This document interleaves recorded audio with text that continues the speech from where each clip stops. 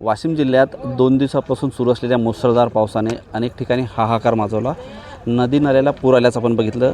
यात शेकडो हेक्टर जमीन पाण्याखाली गेली होती। मात्र काही ठिकाणी रस्तेसुद्धा वाहून गेल्याचं आपण बघतोय। मी सध्या वाशिमच्या कुकसा रिसोड या फाट्यावरील अंचल गावाजवळ आहे। या तालुक्याला जोडणारा रस्ता अक्षरशः पाण्यात वाहून गेला आहे। त्यामुळे या रस्त्याचा आणि या गावाचा संपर्क तुटला आहे।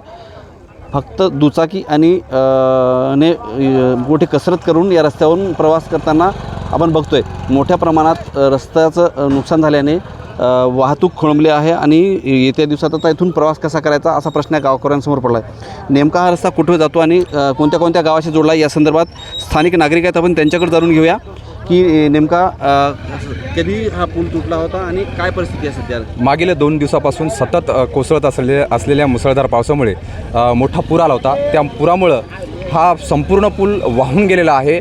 अंचळ या गावाजवळचा हा पूल होता। सदर मार्ग कुकसा फाटा ते रिसोडकडे जाणारा हा रस्ता आहे। पूर्ण पूल हा वाहून गेलेला आहे।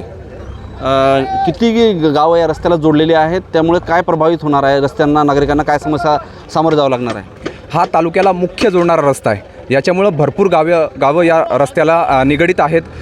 सध्या हा रस्ता पूर्णपणे बंद पडलेला आहे। त्यामुळे नागरिकांना मोठा त्रास सहन करावा लागत आहे। नक्कीच हे होते स्थानिक नागरिक। यामुळे आता नक्कीच या गावाला जाण्यासाठी समस्याला सामोरे जाणार आहे जोपर्यंत हा रस्ता पूर्ण होणार नाही। मनोज जयस्वाल, साम टीव्ही न्यूज, अंचळ, वाशिम।